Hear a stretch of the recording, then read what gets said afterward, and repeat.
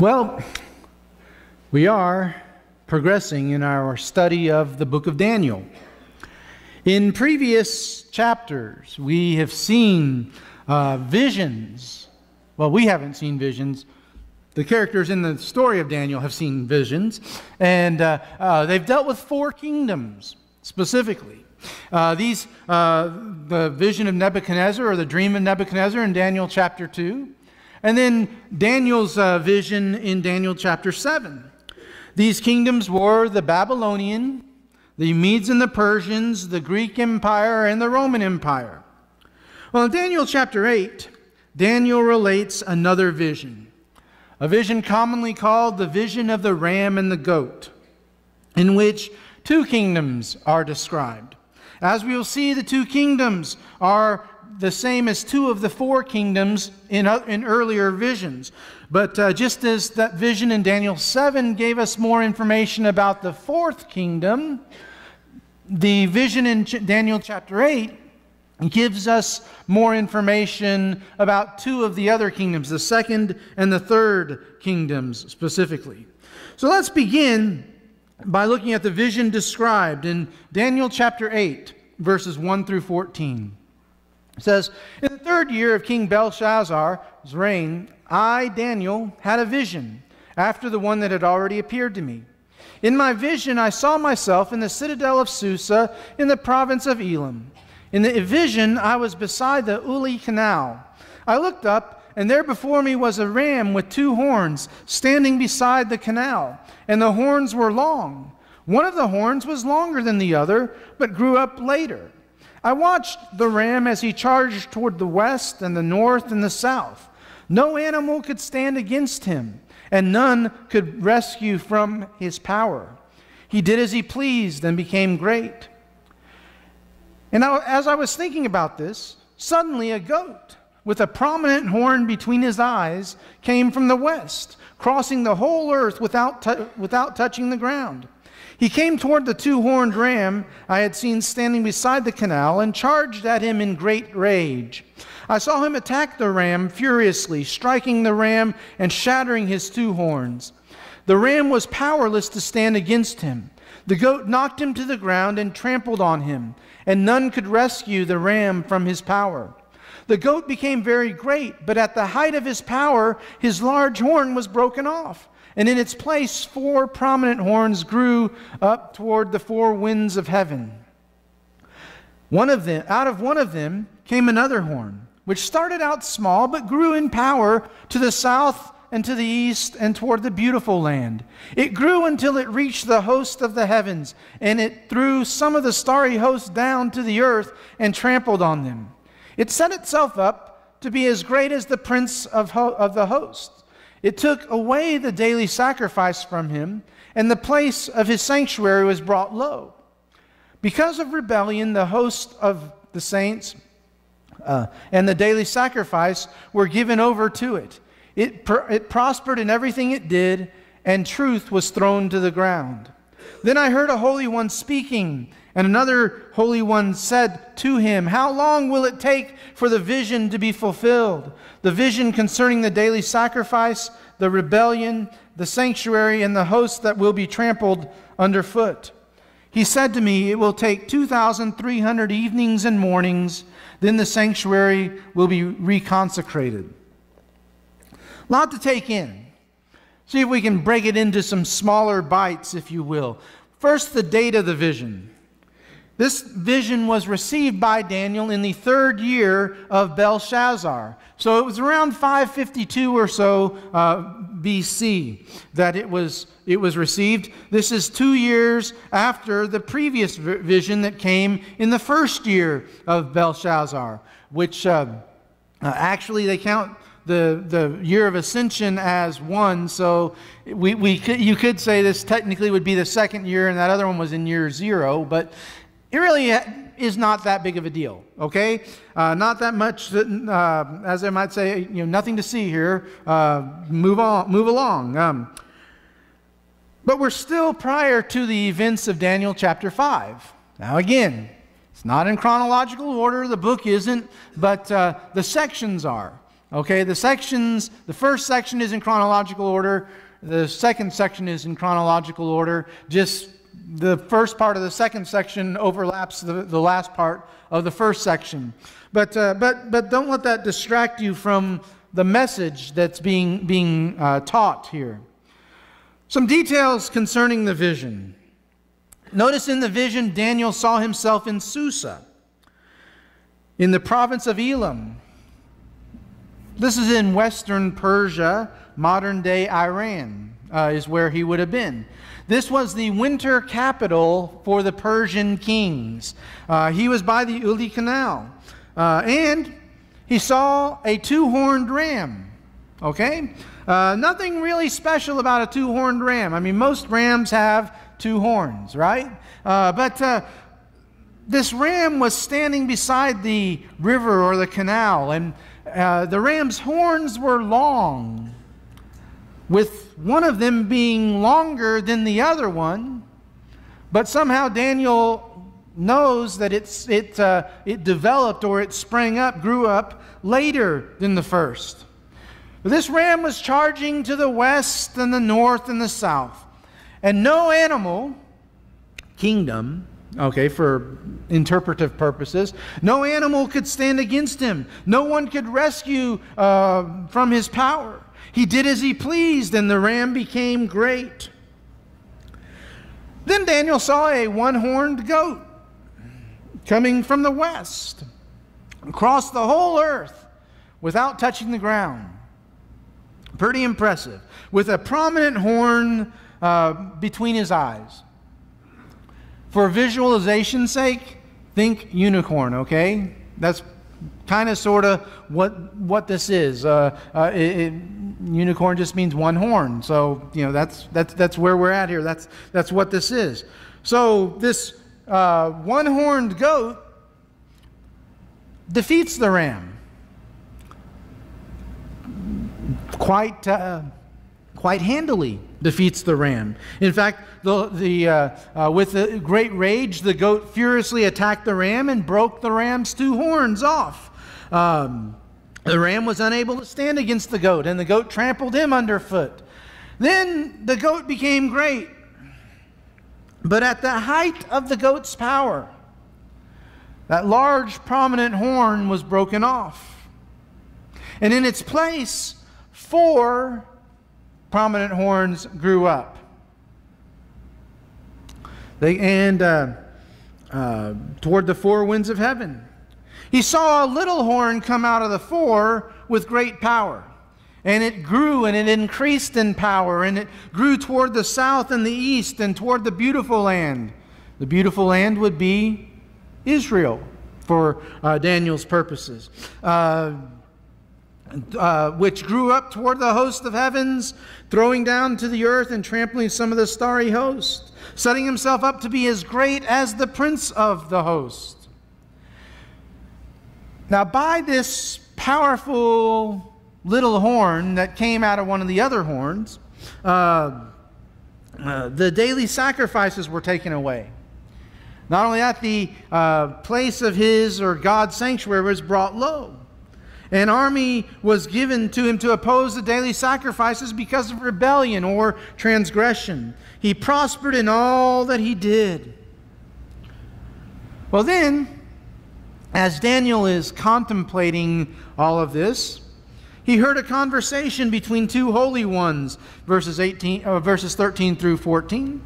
One asking, how long is this going to take for the vision to be fulfilled, for the daily sacrifices and the rebellion that causes desolation, the surrender of the sanctuary and the host to be trampled underfoot?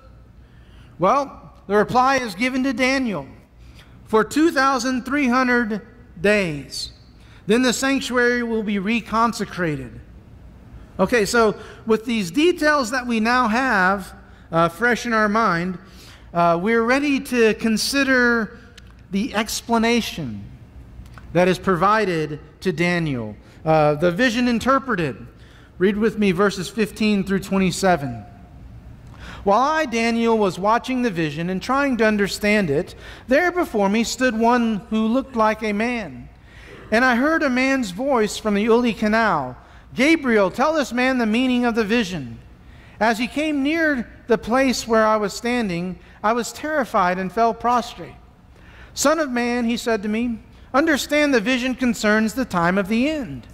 While he was speaking to me, I was in a deep sleep with my face to the ground. Then he touched me and raised me to my feet. He said, I'm going to tell you what will happen later in the time of wrath, because the vision concerns the appointed time of the end. The two-horned ram you saw represents the kings of Media and Persia. The shaggy goat is the king of Greece, and the large horn between his eyes is the first king. The four horns that replace him are the ones the four horns that replaced the one that was broken off represent four kingdoms that will emerge from his nation, but will not have the same power.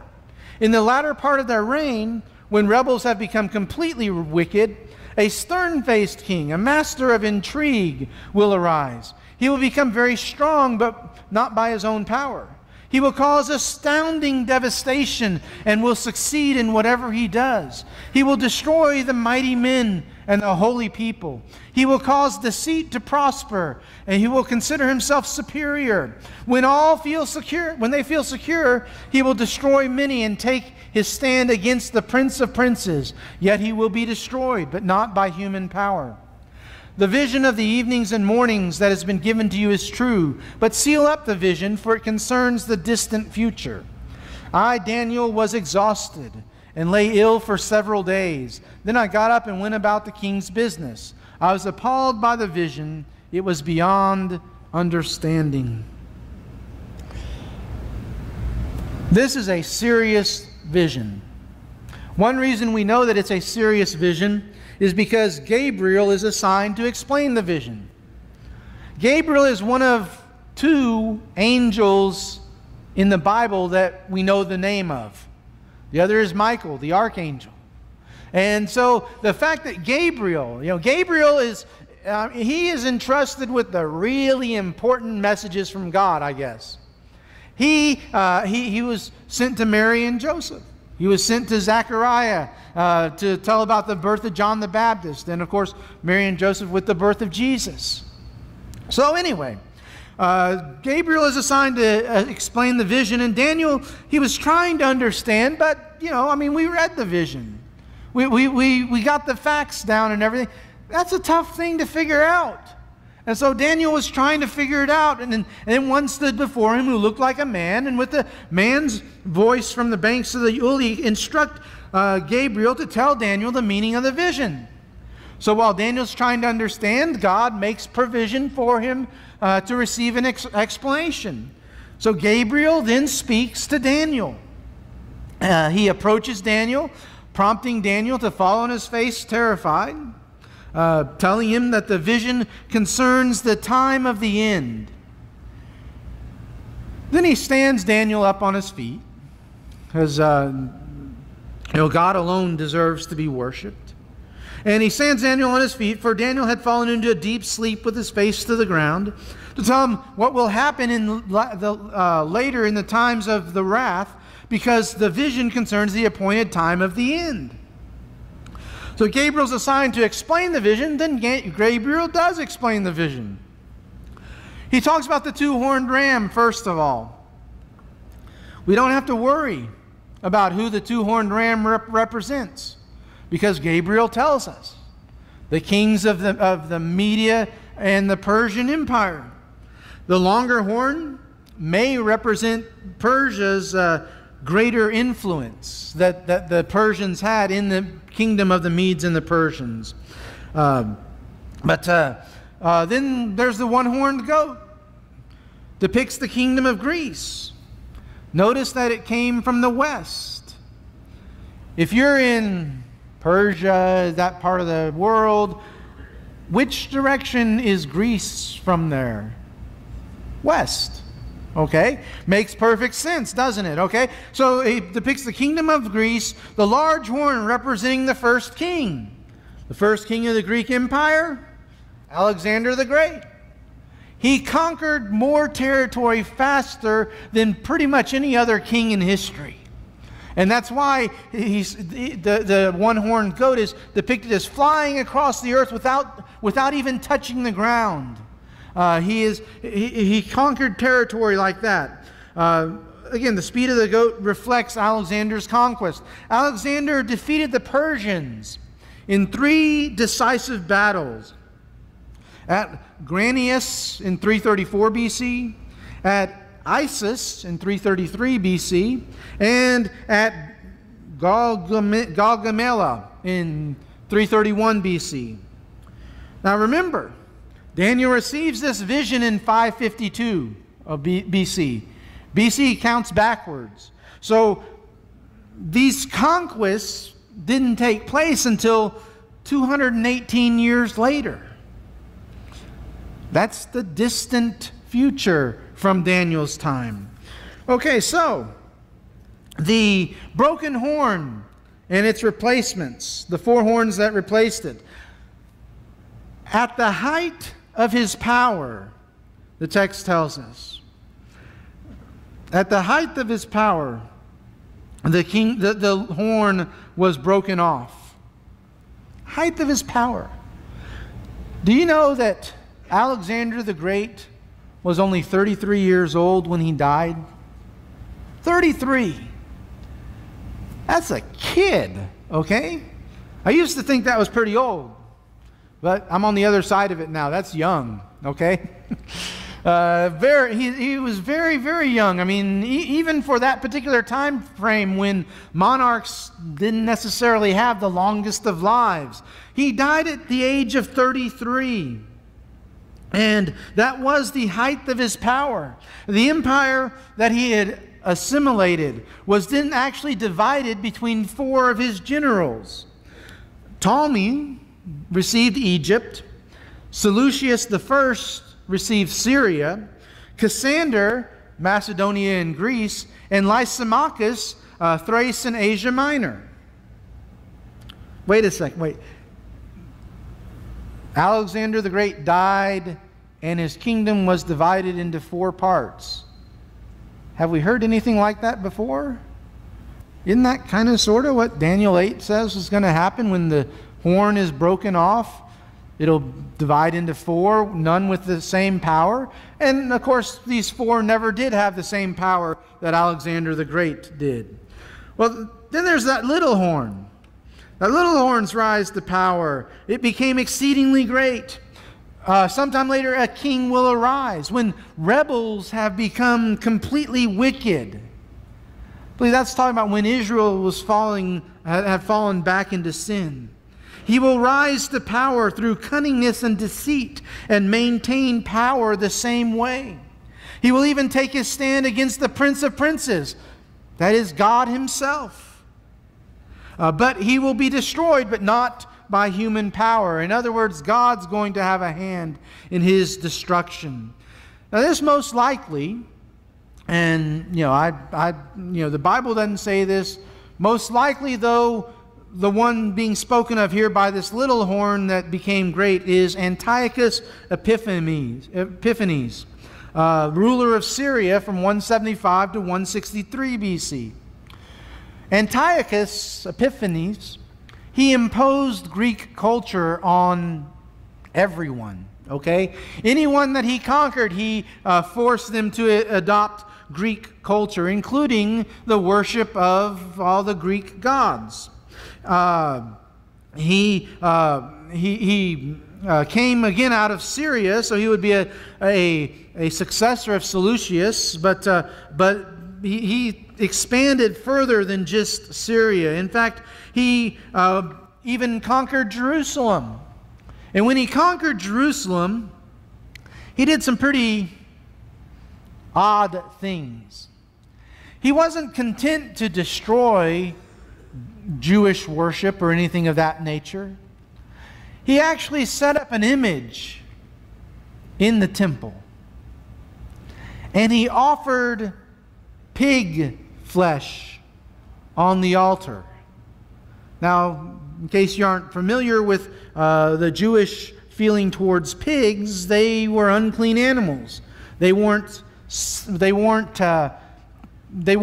satisfactory to be offered as a sacrifice. By offering the pig on the altar, he desecrated the altar. More than that, he encouraged Greek soldiers to commit fornication in the temple. And he prohibited circumcision. He prohibited the Jews from keeping the Sabbath. He prohibited the Jews from even possessing a copy of the Scriptures. This guy was not one you wanted to mess with, okay? And so anyway, that's all he did. And, well, not all he did, but that's some of the things that he did. And then Daniel has the vision of evenings and mornings. The number of days the sacrifices will cease and the temple is desolated. This may be a literal period of 2,300 days. It's just a little bit over 6 years, which coincidentally kind of sort of corresponds to the actual period of time the abomination by Antiochus Epiphanes occurred, from 171 to 165. In 165, that's when Judas Maccabees came along and led a restoration sort of a revolt, if you will, of priests and so forth, and the temple was reconsecrated by Judas Maccabees and those with him. Daniel was instructed, though, to seal up the vision, for it was to occur in the distant future. Now, if we're at 165 BC and Daniel gets the vision 552, we're nearly 400 years later before this took place. Well, the vision has a unique effect on Daniel.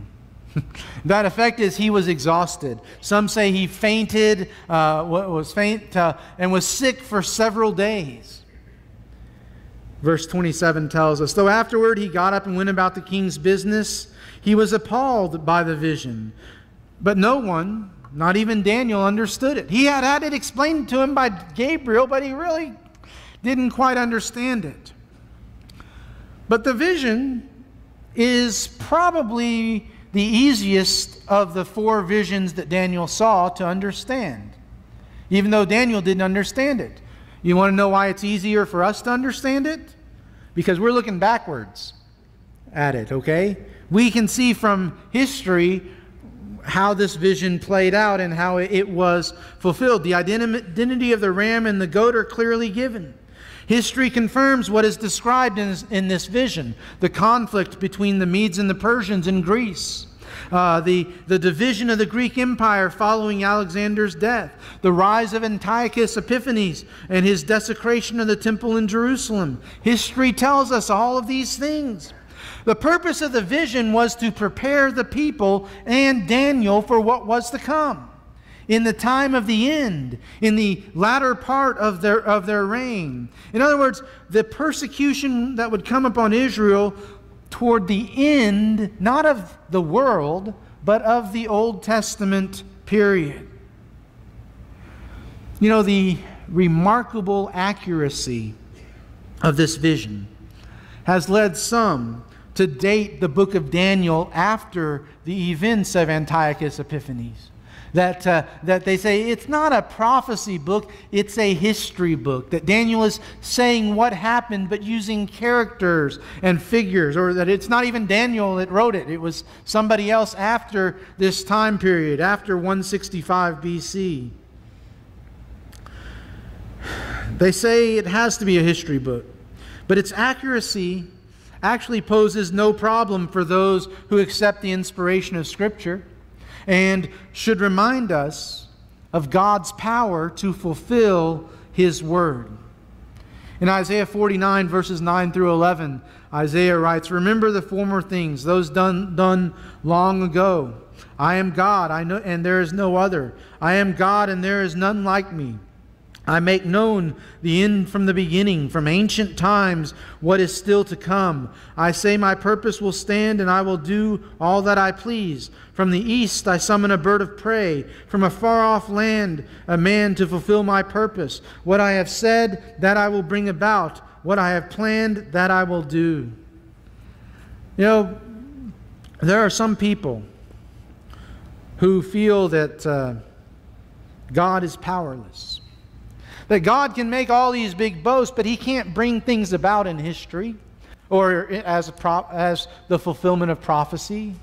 Yet time and again it's been proven that Bible authors lived when and where they claimed to have lived, and that the things such as Daniel chapter 8 that predict with such remarkable accuracy that they were written hundreds of years before they became fulfilled. I'm sure that during that time period, there were people who sort of felt that, maybe God had forgotten about them. Maybe God had forgotten that He had made this promise to them. In fact, next week when we look at Daniel's next vision, we're going to see something that brings it on is his prayer that he realizes the 70 years that was prophesied of Babylonian captivity was about up. And so he begins, has a vision concerning that, and we'll talk about that then. But